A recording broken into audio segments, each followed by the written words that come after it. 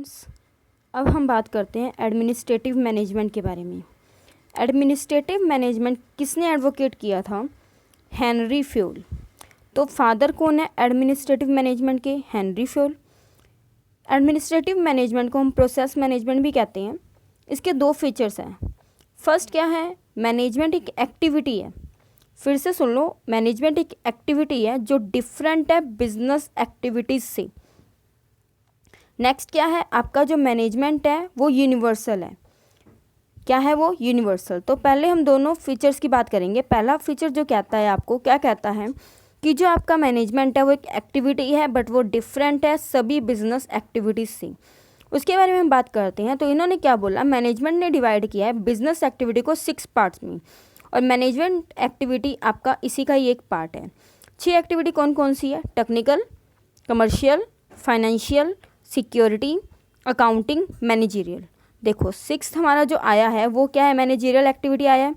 तो managerial activity हमारा क्या है? एक मैनेजरियल एक्टिविटी हमारा क्या है? एक पार्ट है किसका? बिजनेस एक्टिविटी का।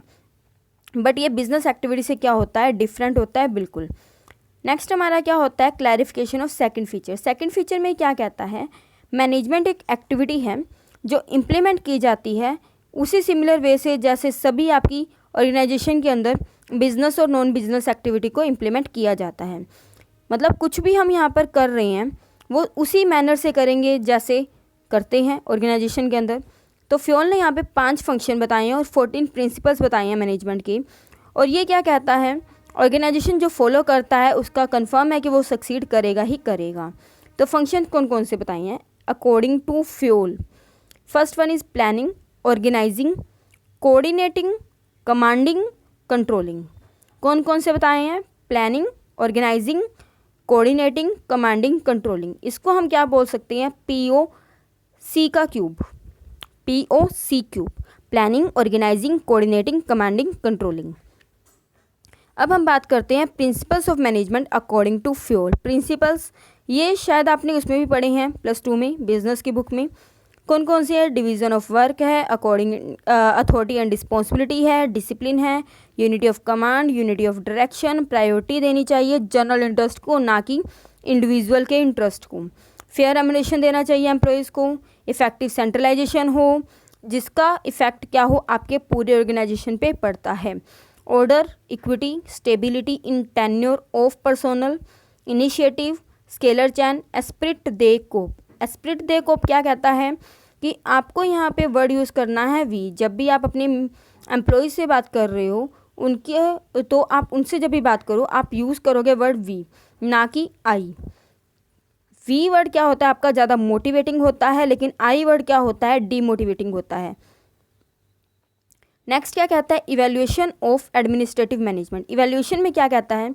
इंपॉर्टेंस आती है एडमिनिस्ट्रेटिव मैनेजमेंट की। सबसे पहले जो इंपॉर्टेंस है वो यूनिवर्सलिटी ऑफ मैनेजमेंट। आपकी ये जो मैनेजमेंट है वो आपकी हर जगह अप्लाई होती है, ऐसी कोई जगह नहीं है जहाँ पे ये आपका अप्लाई ना होता हो।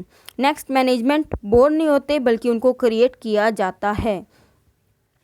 नेक्स्ट क्या कहता है? अथॉरिटीज़ को आप डेलीगेट कर सकते हो बट रिस्पॉन्सिबिलिटीज़ को आप डेलीगेट नहीं कर सकते।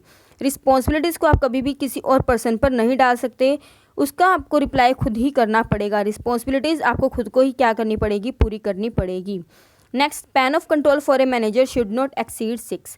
स्पैन ऑफ कंट्रोल आपका मैनेजर्स के लिए कभी भी 6 से ज़्यादा नहीं होगा। स्पैन ऑफ कंट्रोल क्या होता है? एक मैनेजर के अंडर कितने एम्प्लॉयज़ काम करेंगी। नेक्स्ट क्या है आपका? 1 person should do only 1 work. एक टाइम पे एक पर्सन को सिर्फ एक ही काम दो। नेक्स्ट क्या कहता है? There should be a clear demarcation of authority right from top to the bottom. Authority एकदम क्लियर डिमार्केशन में होनी चाहिए। क्या होता है वो आपका? टॉप टू बॉटम होता है।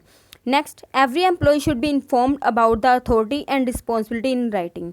हर एक एम्प्लॉय को पता होना चाहिए उनकी अथॉरिटीज़ क्या क्या है, रिस्पॉन्सिबिलिटीज़ क्या क्या है, रिटर्न में होना चाहिए। ये किस में होना चाहिए? रिटर्न में।